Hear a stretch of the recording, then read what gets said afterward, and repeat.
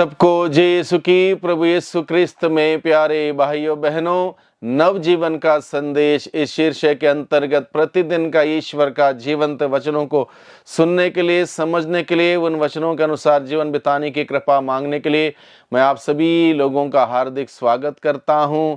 आज फरवरी की 15 तारीख है, बृहस्पतिवार है, राख बुधवार का दूसरा दिन है और 40 की इस अवधि में कल के दिन में हम लोगों ने प्रवेश किया और आज के दिन में हमारी यात्रा धीरे धीरे हम आगे बढ़ाएं। 40 की अवधि के नियमावली का पालन करते हुए, प्रभु का वचन को सुनते हुए उसके अनुसार चलने का प्रयास हम करें। प्रभु से शक्ति सामर्थ्य मांगें और आज के दिन में सुसमाचार के द्वारा मुख्य रूप से हम सबों को ये एक बहुत ही एक पंचिंग पॉइंट हमारे सामने रखा गया है।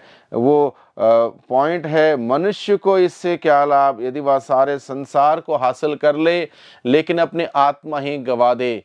मनुष्य को इससे क्या लाभ यदि वह सारे दुनिया को, सारे संसार को हासिल कर ले लेकिन अपनी आत्मा ही गवा दे। हमारा परम लक्ष्य और कर्तव्य है भाइयों बहनों, इस धरती पर जीवन बिताते वक्त चाहे हम कोई भी हो, किसी पद में क्यों ना हो, किसी प्रतिष्ठा में क्यों ना हो, किसी प्रकार का मान सम्मान का एक जिम्मेदारी क्यों ना निभाते हो, कोई भी व्यक्ति क्यों ना हो, हम सभी लोगों का लक्ष्य एकमात्र है, इस धरती पर जीवन बिताते हुए हम अपनी आत्मा को बचाएं। आत्मा को बचाना हमारा परम लक्ष्य है। और आज के दिन में प्रभु का वचन कहता है, यदि हम आत्मा को ही नहीं बचा पाए, बाकी सब कुछ हमें हासिल कर लिया तो सब कुछ व्यर्थ होगा, सब कुछ बेकार होगा।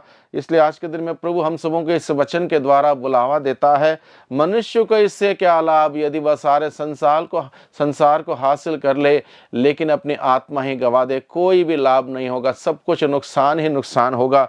इसलिए प्रभु हमें बुलाता है, मैं तुम्हारे सामने जीवन और मृत्यु, भलाई और बुराई दोनों रख रहा हूं। तुम्हारे सामने मैं जीवन और मृत्यु, भलाई और बुराई दोनों रख रहा हूं, जिसको चाहो उसको चुन लो।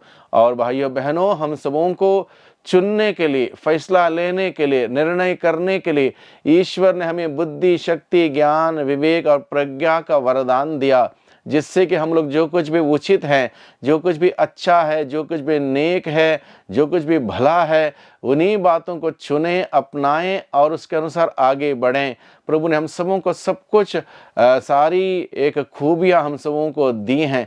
इसलिए प्रभु का वचन में बताता है, तुम्हारे सामने बुराई को भी रख रहा हूँ, भलाई को भी रख रहा हूँ, जीवन को भी रख रहा हूँ, मृत्यु को रख रहा हूँ, जिसको चाहे उसको चुन लो। और ये कैसे हमसे भी चुन सकते हैं? अगर हम जीवन चाहते हैं तो प्रभु को और प्रभु के वचनों को, उसके नियमावली को चुनना होगा, उसके अनुसार जीना होगा, प्रभु से प्यार करना होगा, प्रभु से विश्वास करना होगा, प्रभु के वचन के अनुसार हमारा जीवन व्यतीत करना होगा, तब जाके हम उस जीवन में प्रवेश करेंगे, अन्यथा वो जीवन हम प्रवेश नहीं कर पाएंगे।